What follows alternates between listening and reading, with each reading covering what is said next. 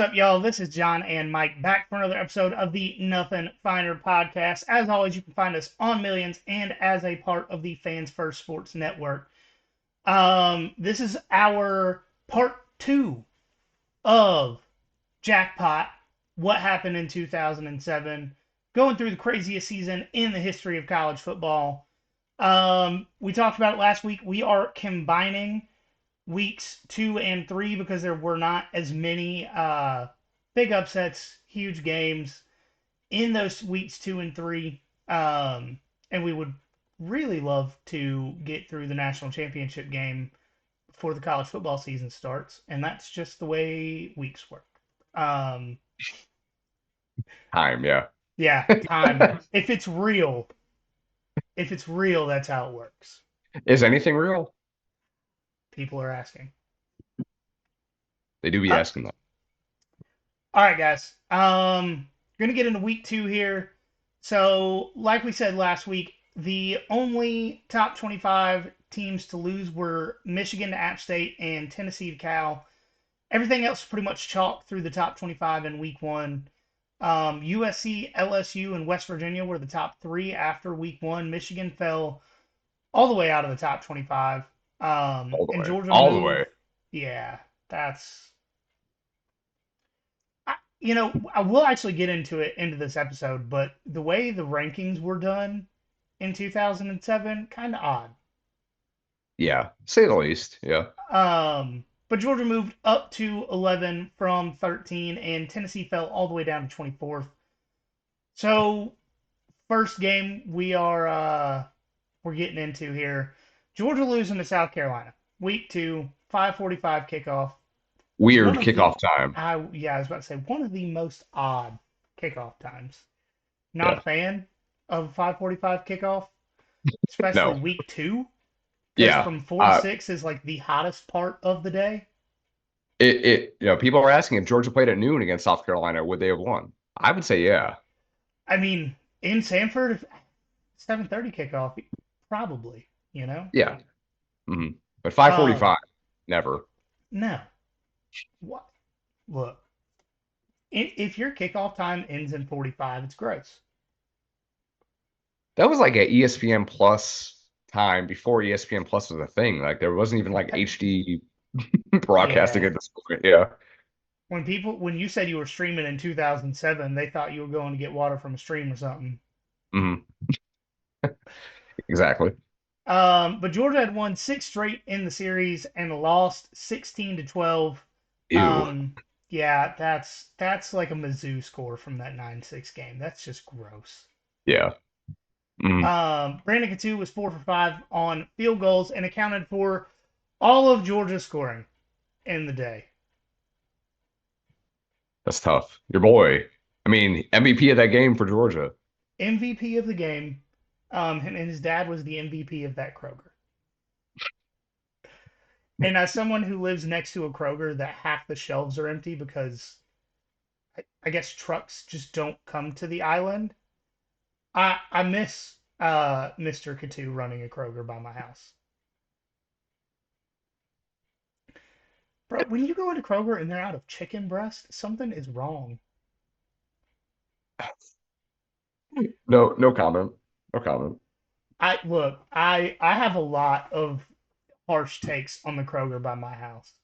You know what? It's funny because like every time we go out to Tybee, Jen's like, "Hey, we need to go to the Kroger on Wilmington because that's the good Kroger." Because ours, people get raped in the fucking bathroom, so we don't. I don't take the family there. I just go. No. Yeah, that's solid choice not to take the family there. No, and I know you guys are here for our takes on Kroger. Um, so the cool thing about the Kroger by our house is there's a bar inside. It's fuck. Yeah. Yes. Yes. You It's awesome. cannot drink and shop, which is the only Oh, reason I don't regular that bar. Um, and there's like a fancy cheese section, but other than that, legitimately half of the shelves are empty. Like, and that's the nice Kroger in there in the Metro. Well, Savannah, Metro Savannah. Yeah. yeah, no, it infuriating. It really is. Mhm. Um, but anyways, back to football. So Matt Stafford was 1944 for 213 yards and interception. Noshawn and Thomas Brown combined for 153 yards on 26 carries, and Noshawn had 50 of those yards on a singular run. Um, not great to have that No. little. No wide receiver had over 50 yards. This is really giving me shades of 2019 Georgia. Um, Corey Boyd had the only touchdown of the entire game for South Carolina. And Stafford hit Tony Wilson on the goal line for a go ahead touchdown with 4:45 left, but he dropped it. And Brandon Gatu to the rescue. Um, Still took the L. Mhm. Could have been the game-winning touchdown, but no. Yeah. Uh, it's hard to want. I don't know where I was going with that. I'm just going to be honest. Just going to be honest. Had a Well, thought. I It guess it flew would have though. been the game-tying touchdown. I'm sorry, it wouldn't have been the game-winning one necessarily. Yeah, unless they went for two. But with the Yeah, offensive movement that day, you take the single and go for overtime. yeah. Um, I don't have any thoughts on this game. This was the Spurrier era at South Carolina. We all know that famous quote he had about playing Georgia in week two. Was this the week where he said it? It had to be, right? Had to be. It hurts. I mean, it hurts because it's true. It it used to be true. Right, right, right. Um, so would you like to talk about this next game or Well, before we talk about the next one, um, how do you think it would have been radically different for 2007 Georgia if they had won this game? yes? If they won this game, they finished the regular season with only one loss, and that was Tennessee, who had two. Or was it Tennessee or Florida in '07? It was Tennessee, right? I think it was Tennessee. Yeah, yeah, yeah. That was the last SEC championship game. Yeah. Yeah, yeah. So Tennessee had two losses. Even with the loss to Tennessee, Georgia goes to the SEC title game for the matchup with LSU that everybody in the country wanted. And it God, is that would have been a awesome. it is a common thought around people that go back this far in college football that there was not a team in the country beating 2007 Georgia once November rolled around. Hmm. And we kind of got robbed of that because they dropped this game early. Yep. Golly, man. I mean, oh my God.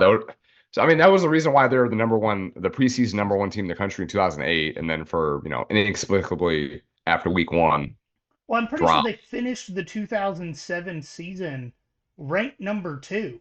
They did. I mean, we'll get to it, but yeah, they did. They finished right behind LSU, which is crazy because they didn't play the national championship. Georgia, that Yep, is. yep. Yeah, So yeah, yeah. Oh, they yeah. play games Well, on the field for a reason. Like yep. Hmm. Georgia should have won this game, Hmm. but they didn't. So And this wasn't the if I'm sure y'all have seen it, but the clip on YouTube that like I mean I look at pretty regularly, but like the kid that was like like all like dressed not dressed but like painted in white, like he did the interview, he was super drunk and talking about like Spurrier, like that was yeah, 2009 I believe, so that wasn't even this game, nothing good unfortunately. came out of this game. Nothing, it's very not memorable, like really, like nothing like rang a bell about this game for me at all. Even watching the highlights of it, I'm like, I don't remember the shit in the least. Yeah, Not that I was paying attention to Georgia week by week at this point, but like, I mean, nothing rang a bell. Uh, but the drop pass like at the fucking goal line was infuriating because like he should have caught that pass. yeah, yeah. It should have went ahead or should have tied it up, but whatever. All right, so the next game. Obviously, last week we talked about Michigan losing to App State. They're hoping for a rebound game against Oregon the following week in the Big House, and that didn't happen at all. um, Oregon kicked the shit out of Michigan in the Big House, 39-7. Transitive Uh, property of football says App State's better than Oregon. does it? Oh yeah, yeah. I mean, because they beat Well, no, no, no, no, no, Oregon no, beat no, no. Michigan by more. Yeah, nope. Not a mathologist over here, guys. But 39-7, it was painful to watch. So again, that was on the heels of Michigan's 34-32 loss against App State in week one. Oregon's Dennis Dixon, which you know, of all the like the quarterbacks that Oregon's had, like it's easy to forget about Dennis Dixon, but this Yep. dude, like, he was ridiculous this year. Um, or like when he started for Oregon, I should say. He was 16 to 25 for 292 yards and three touchdowns through the air. And then he added another 76 yards rushing on 16 carries and another touchdown on the ground. Good And this lord. Oregon, yeah, dude, this Oregon team was stacked. And this again, this is before Chip Kelly was there. I think Chip Kelly started in 2009, I believe. So this is a little bit beforehand, before like Oregon being like a real. I mean, I guess they had Jory Harrington like in the early 2000s too, but like before they became like a real like national power, like talked about all the time. Former Carolina Panther Jonathan Stewart, the running back, of course, he had 15 carries for 111 yards and a touchdown. Current Ohio State offensive coordinator Chip Kelly was the OC at Oregon at the time, so he was part of this whole thing. He wouldn't become the head coach in Eugene until 2009 when Mike Bellinetti, I'm sure I'm probably saying Bilotti? it, Bellotti. Uh, Pilates with a B is what we're going with. okay, until he retired in 2009. Chip Kelly took over after that. Chip Kelly was the only. Uh, oh, this Sorry for reference. Chip Kelly. It seems like he was at Oregon for a while as a head coach. He was only there for 4 years I or was four seasons. just looking at their list of head coaches, and then they went Yeah, into a black hole for another long time. yeah, and it's wild because you thought like by the impact that he made in playing in a national championship against Auburn, like you would have thought he was there for a while, but 4 years is nothing, especially One with like recruiting cycle. right, is with the success that he had. Um, Wild. Um, So going to Michigan, for my sake. So Chad Henne and Ryan Mallett. We'll talk about Ryan Mallett a little bit more in a minute. Two Uh, NFL goats, if you ask me. for real. Uh, uh, they shared time this game for Michigan. Mallett was one of the top high school quarterbacks in the country and looked up and I'm sorry and looked to be the next guy up after Henning would move on to the NFL after the 2007 season. Henning was 12 of 23 for 172 yards, a touchdown, and an interception. And then he left the game with a lower body injury, which was, if you go back and look at it, the scrambling that he did on the play was weird. Like he went past the line of scrimmage and then like tried to go backward, and then he ended up getting tackled out of bounds afterward. Uh, Chad Henne being nimble is not a sentence that's ever been said in the English language. Um, Fair. but he did leave with a lower body injury. Ryan Mallett was able to come into the game afterward. He was 6 of 17 for 49 yards and a pick. So not exactly lighting it up, but at the same time, Michigan's team was just flabbergasted at that point. Like they were, Too good to be that bad. yeah, they really were. If you go back to last week's episode, like I talked like how highly I thought, and a lot of people thought of Michigan, obviously being the preseason number 5 team in the country. Um, I don't know if you can hear all that in the background. Hold on a second. Barely. You're good.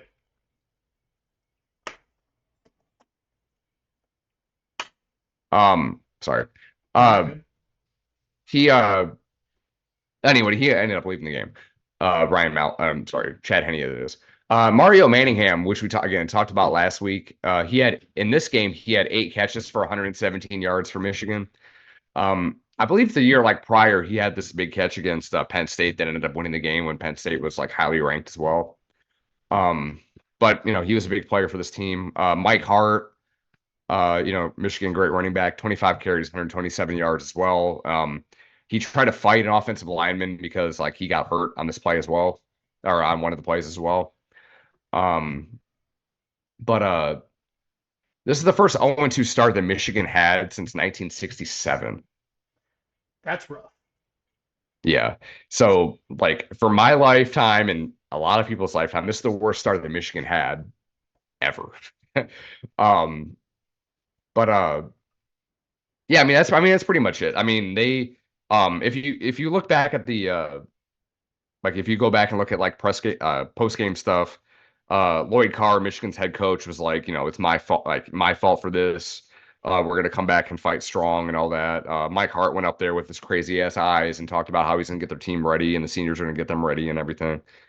And we'll talk about it in a little bit for week 3, but this is a rough start. Again, this is the worst start they had in pretty much 40 years. So uh, I guess it's 30 or 40 years. Again, not a math guy, but tough, tough for Michigan at this point. As a preseason number 5 team, they dropped out the top 25 and now is 0-2. Yeah, no, that, yeah, that's, may happen again this year. You never know.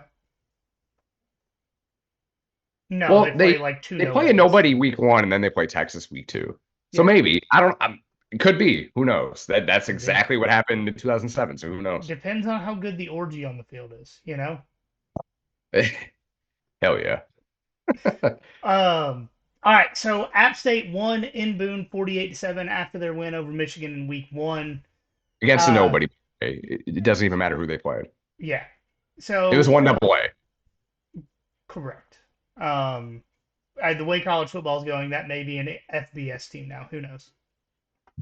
Right. Kennesaw didn't have a team 10 years ago, and now they're FBS. But yeah, West Virginia went to Marshall for the first time in 92 years. Pat White had 92 yards on the ground and touchdown, and 149 and 2 touchdowns passing. Steve Slayton had 146 yards rushing and 2 touchdowns. They won that game. huge. Um, for shits and gigs, Iowa shut out Syracuse 35-0. 35 points is ironically almost as many as they scored in the entire 2023 season. Yep. Um, Number 5, Oklahoma hosted Miami and smoked them 51-13.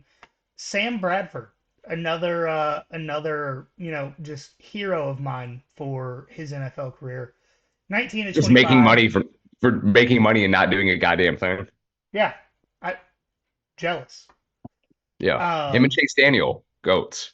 correct. 19 to 25, 205 yards and 5 touchdowns.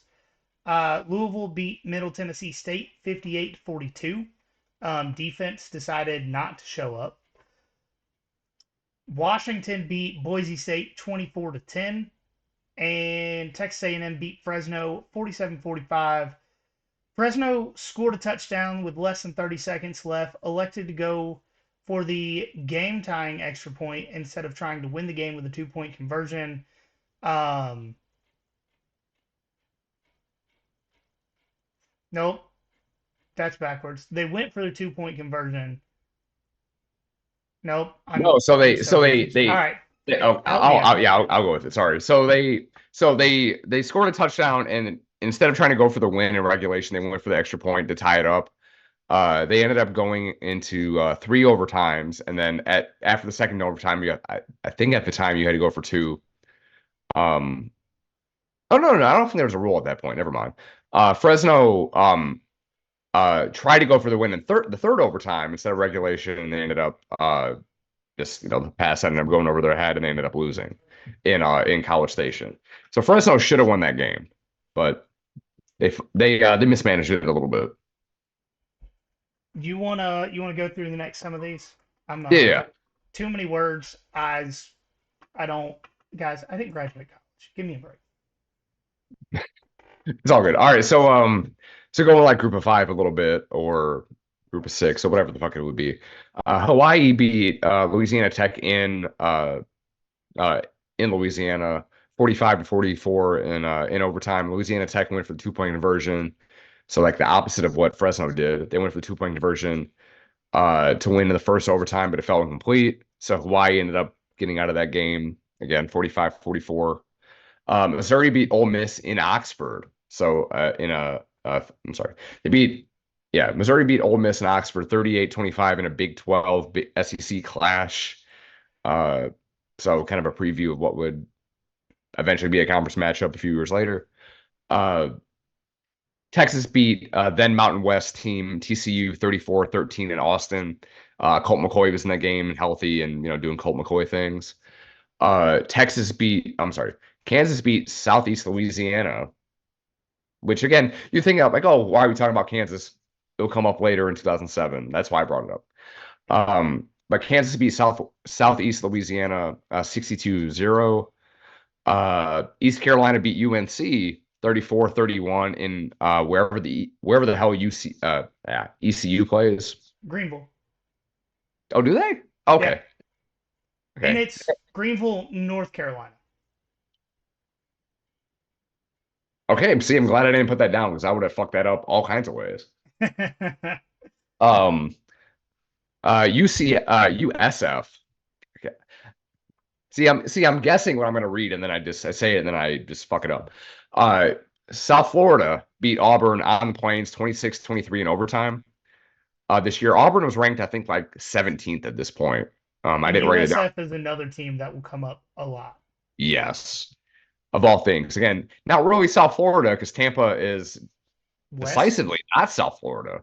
Yeah, Yeah, it's West Florida for it sure. should be. Yeah, it should be UWF. But Oof. again, oof, it should be.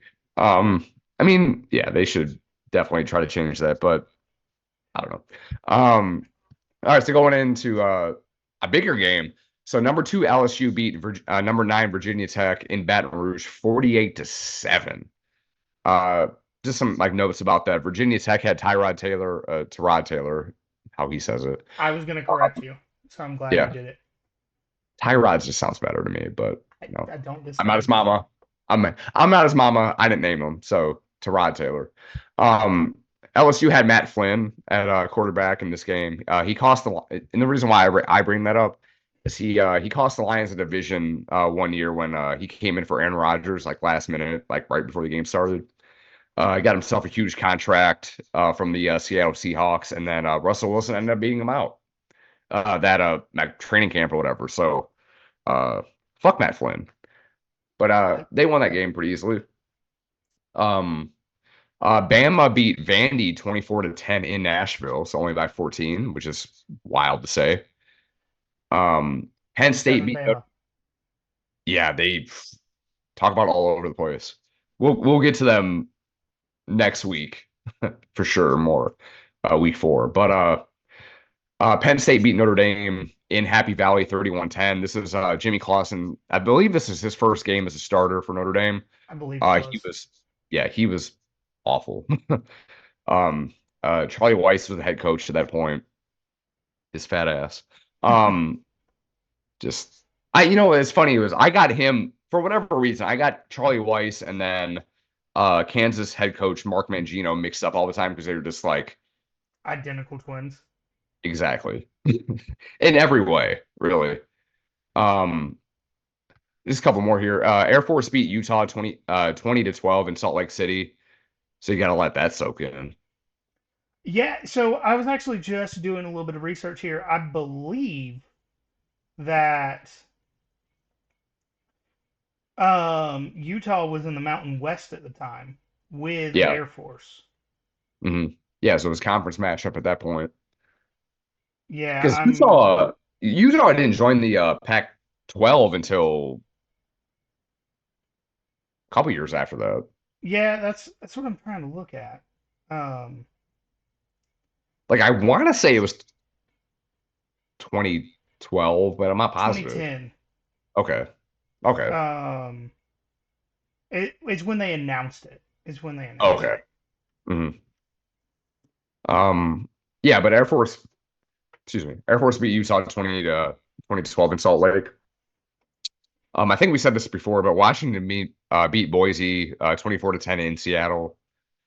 So that kind of ended like the big winning streak that Boise had at that point, going back to the previous season. Matt Ryan's Boston College Eagles beat NC State in Boston 37-17. So starting that hype train for Matt Ryan going top 5 to Atlanta after the season. Um, Western Kentucky beat West Virginia Tech 87-0. Yeah, that's what I was just laughing at. I read the bullet and I just, that's nuts. It stood out. This means absolutely nothing to anything. We're not going to bring up either team, I think, at any point the rest of the series. But 87-0 in 2000, even in 2007, insane. It is. And then so like I think last week we talked about how like we were kind of questioning why Cal was ranked so high without really like looking like too deep into it. They had Deshaun Jackson, former Eagle, and we played at a couple other places. They had him at wide receiver and like kick returner. He had a kick return in this game, kick return touchdown in this game against Colorado State. They also had former Lions running back Javid Best, who like he was electric when healthy, but like a bunch of concussions kind of derailed his whole professional career. For them, he was supposed to be the next Barry Sanders, but he had like several concussions, like his rookie and second year, and then he's never played again. That's what they said about me before my fifth concussion. I was going to be the next Barry Sanders. I believe it. I can see that. um, and then just one other note about this year, Lou Holtz, like in his like in the again the show that he had with Mark May, he had said that in week two, like during their like recap show, he said that Tim Tebow would win the Heisman after his week two performance against Troy. So he was right, Yep. unfortunately. But yeah, Um, that was week two. so getting into week three, I want to hold on. Let me make sure. Nope, that's for the rankings after week three. All right, cool. So moving into week three, Georgia Tech moved up 6 spots to number 15. Virginia Tech fell 9 spots after getting murdered by LSU, sitting at 18th. Georgia fell to 23rd before they beat Western Carolina. I apologize to the Catamounts, 45-16. Stafford was 14-20 for 142 yards, 2 touchdowns. Big Joe Cox had an appearance in this game, 3 for 6 for 48 yards and a touchdown. Noshawn had 13 carries for 94 yards and another touchdown, and 2 catches for 33 yards. Chris Durham had 1 catch for 7 yards. I put that in there because he like for whatever reason he was on and off the Lions like during like Matt Stafford's entire tenure there, and I just wondered why because he was just a big motherfucker, but like he didn't do anything. I remembered the name, and now I remember it's from the Lions. Yeah, he was like 6'7" and like just dropped everything, even if it was in his chest and the numbers. A lot of moments that could have been but didn't happen. Yeah. Uh, Vandy goes on the road and actually gets a win at home, 31-14 over Ole Miss. I guess it was actually a rivalry back then, unlike it is now. Yeah, Um, Florida beat Tennessee 59-20 in the swamp. Tebow had a bomb to Riley Cooper, and they never really looked back.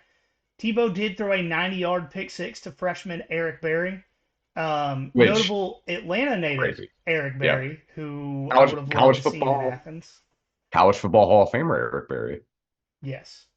Um, Eric Ainge was just as bad at playing in this game as he is picking Tennessee to beat Georgia. Um, he never did reach out like I asked him to fight. Um, I think he knew I was going to hit the track marks real hard. Yeah, Bama squeaked by Arkansas 41-38 in Tuscaloosa. Bama was up 21-0 at one point, but then Darren McFadden, guys, I haven't even drank today. I don't word hard. Um, Darren McFadden went off. He had 195 yards rushing and 2 touchdowns. Arkansas was actually up 38-34 with 40 seconds left, and got called for defensive pass interference on 3rd and long in the end zone to keep Bama alive. Then, with 10 seconds left in the game, the definition of "fuck it, somebody's open down there" happened, and Bama got that game-winning touchdown. Uh, John Parker Wilson again just fucking chucked it. Just somebody's open, and it happened. Someone was. It's Hmm. happened. Yeah, unfortunately, yeah. Mississippi State beat Auburn 19-14. So Auburn's got back-to-back losses when they were ranked in the top 15 at the time, I believe. I think Um, 17. Yeah. right, because they lost to Cal in week one. No, it was Tennessee that lost to Cal. Tennessee lost to Cal. I apologize. Um, yeah, so Auburn back-to-back losses. And then Kentucky goes on to beat number 9 Louisville in Lexington 40 to 34. And Good I went game, by the back, way. it Yeah. was. I went back and watched it, and apparently they did not regularly play this game for a very long time. And then I believe they said in 2004 they started playing it. Really? I didn't know Yeah. that. And Kentucky actually wanted more time before they started playing it because of how much of a powerhouse Louisville was. Hmm. Wow. Okay. Yeah. Kentucky quarterback Andre Woodson, really fun quarterback to watch. He threw a 57-yard touchdown to Stevie Johnson with 28 seconds left in the game to win. He also broke David Green's SEC record of 257 pass attempts without an interception. Um, and current Louisville offensive coordinator Brian Brom threw a touchdown to Atlanta Falcon legend Harry Douglas. You put balls. I don't think anybody ever called him that. No, I mean, if your name is Harry, I assume that your middle name is Balls. I don't know. Okay. Um, yep, got Sorry. lost again. Um, this seems like a good time for you to take over. You have some Yeah, hell happy yeah. Michigan thoughts. Yeah, right. I was gonna say, I'm like, this is the point. Yeah. So, in 2007, this is the first time that Michigan won a game, week 3. So, they beat Notre Dame 38 nothing in Ann Arbor. Like exclamation point, comeback win. Not really a comeback win, but like, Bounce after back. being 0-2, came back and won this game. So Chad Henne actually didn't play in this game, so it was freshman Ryan Mallett that played the entire game. Um, didn't have a ton of yards, but he did have 3 touchdown passes. Mike Hart really took kind of like the lead on everything, just kind of ran through Notre Dame. They had a ton of turnovers and just we're not good. This is a very, very bad Notre Dame team um, in 2007, but Michigan did win this rivalry game and kind of got back on track for the rest of the season at this point. And I will say one thing before we go on. So like Ryan Mallett was again supposed to be like the next guy. Like we were so high on Ryan Mallett at this point, and then you know we'll get into it later on, but it obviously didn't end up happening at Michigan. It ended up happening at Arkansas, but um, very promising start, a first start for him at Michigan. So Ohio State went on to beat Washington in a very early future Big Ten matchup, 33-14 in Seattle. Number 21 Boston College beat number 15 Georgia Tech. Just the worst sentence to say out loud. 24-10 in Atlanta. Matt Ryan, Mizzou, Matt Ryan. yeah. Mizzou went on to beat Western Michigan. Um, Butch Jones led Western Michigan, by the way. No, he was at Central. Central. Ah, God, there's too many I don't even. directional schools in Michigan. There really is. I don't know who the hell was the head coach at Western at that point, and I honestly don't know why I put this in the outline because it doesn't matter. Well, no, Missouri was good this year. Never mind. Yeah. No, they pop up a lot Yeah, soon. Um, not but yet though, but yeah. they won that game 52-24. USC beat Nebraska 49-31. USC legend John David Booty at quarterback.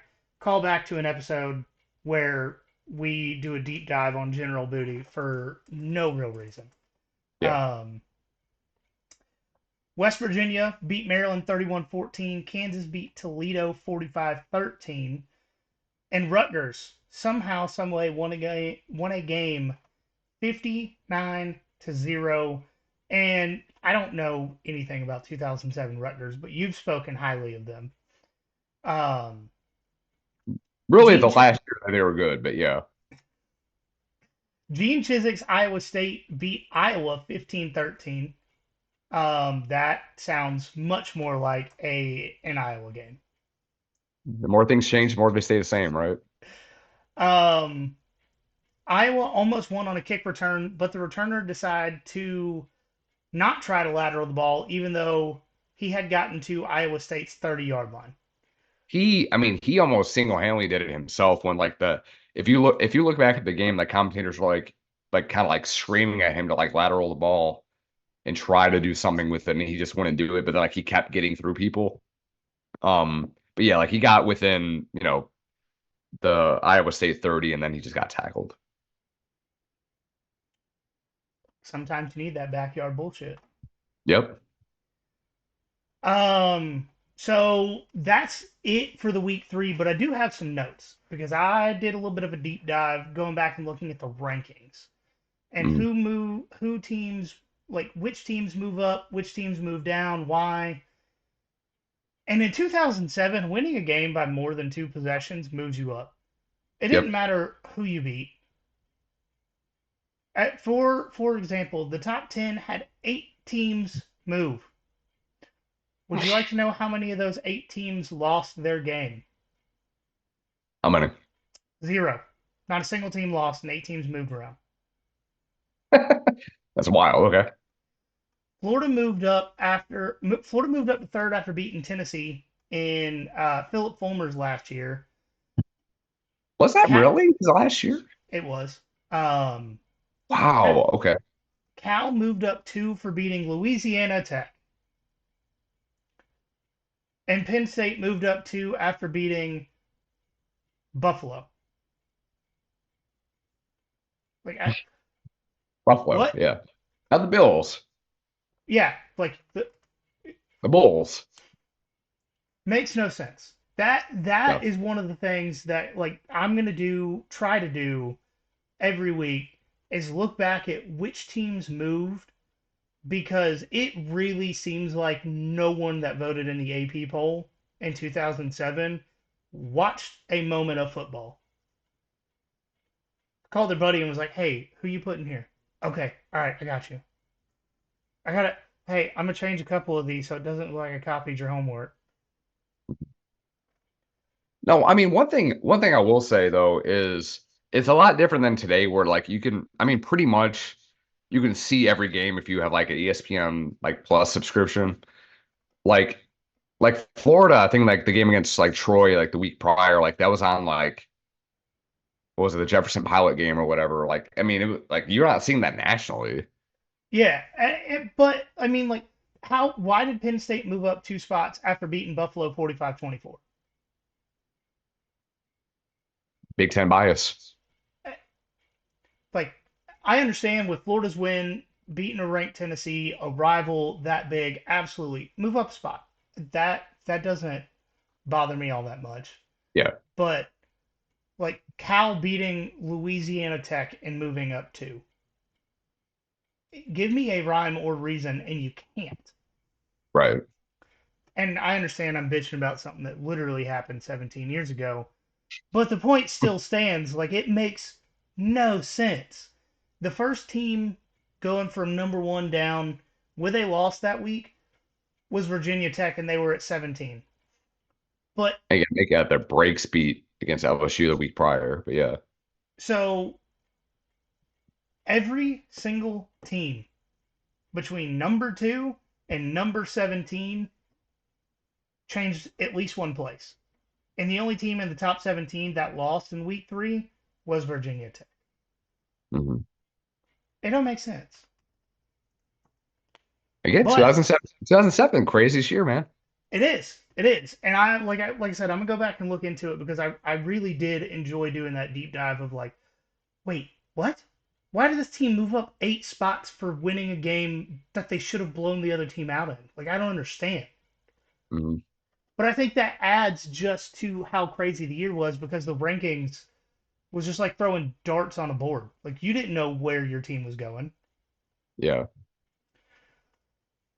But that's going to do it for the weeks 2 and 3 episode of Jackpot, what happened in 2007.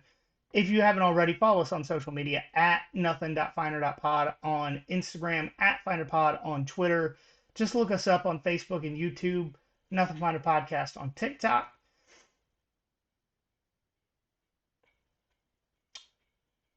I think that's it. Yeah, I spent go dogs. I mean, at this point, you guys know if we're going to Omaha or not. Yeah, future us are all looking at plane tickets to Omaha is my hope. Yeah, yeah, definitely. Um, but as always, guys, remember there's nothing finer in the land. Then a drunken obnoxious Georgia fan.